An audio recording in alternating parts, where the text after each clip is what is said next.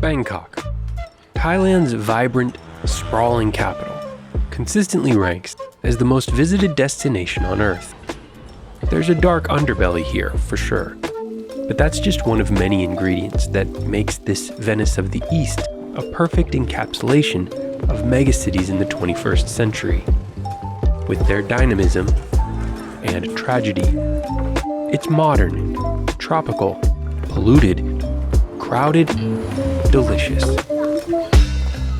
Originally a fishing village on low-lying paddy fields, Bangkok now straddles the Chao Phraya, a few kilometers upriver from a bay that flows into a gulf and, eventually, the sea. In 1782, it became the capital of Siam. The name Thailand wasn't invented until 1939. Its previous capital, Ayutthaya, 60 kilometers to the north, had been one of the world's largest and most cosmopolitan port cities until it was burned to the ground by the Burmese army. Today, Bangkok's historic heart is Ratanakosin Island, with its grand palace and Temple of the Emerald Buddha, the most sacred site in Thailand. Ratcharatnam Avenue features the Democracy Monument and is lined by major government buildings. The city is crisscrossed by canals that were originally constructed between the 15 and 1800s, waterways that once played a central role in Bangkok's economy. After World War II, the United States made Thailand its base to oppose communism in Asia. The Americans promoted private development and strengthened the military, allowing a corrupt business class to emerge. In 2016, King Bhumibol died after sitting on the throne for 70 years, the third longest reign of any monarch in history, during which he amassed a $30 billion fortune. His son is now king. The army still has outsized power, staging literally a dozen coups over the last century, most recently in 2014. Although it was weakened by widespread protests in 2020 and a massive defeat in parliamentary elections last year, the military still maintains significant control, with loyalists throughout the government, especially in the Senate and Constitutional Court. But despite this unsteadiness, Bangkok drives a solid national economy. Unemployment has been under 2% for the last 2 decades, by far the lowest of any country with a population greater than 50 million.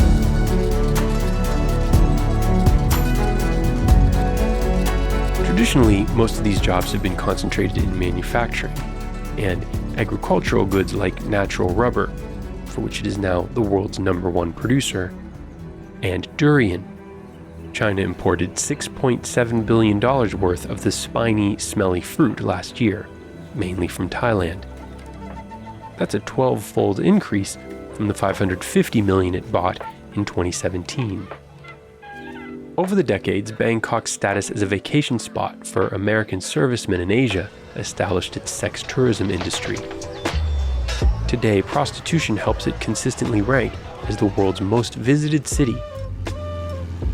Many tourists come for Thailand's 3,000 kilometers of coastline and spectacular beaches, or to experience Bangkok's vibrant streets with their abundant, affordable, delicious meals.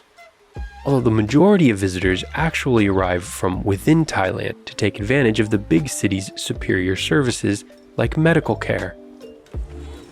All this is why, for 4 consecutive years during the 2010s, readers of Travel and Leisure magazine crowned Bangkok the world's best city, a nod to its welcoming culture that is partly explained by the prevailing religion here. Over 92% of Thais are Theravada Buddhist, which emphasizes personal responsibility and independent decision-making. So Thai women have a higher status than those in most other developing countries, and are not usually pressured about family planning decisions.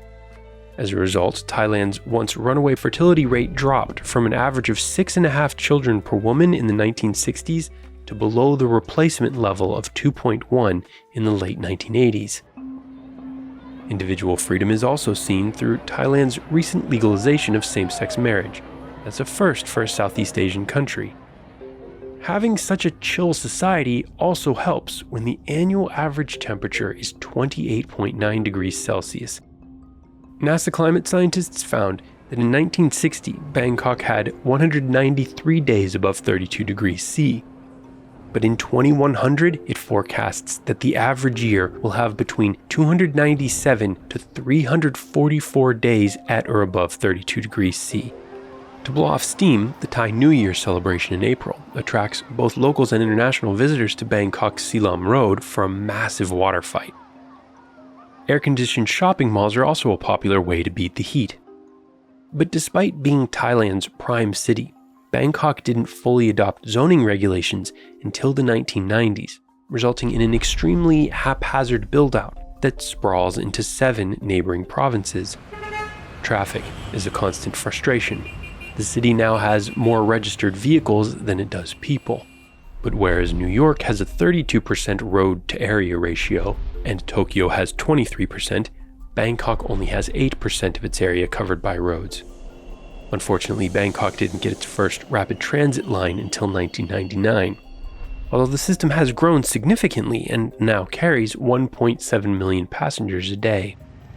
But motorcycles are extremely popular.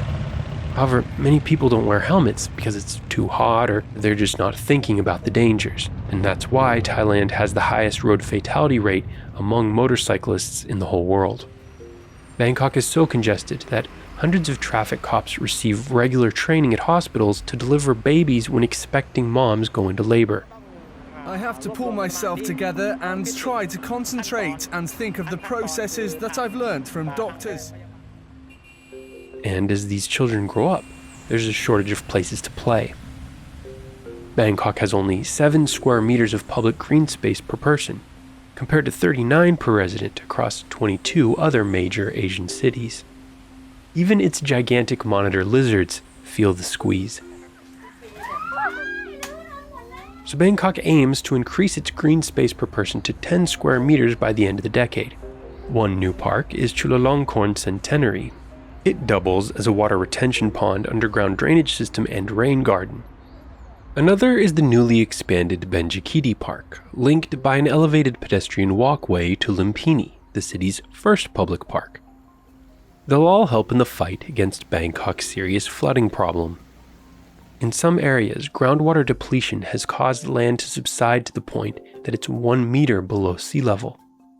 A 2011 tropical storm left some districts underwater for 2 months.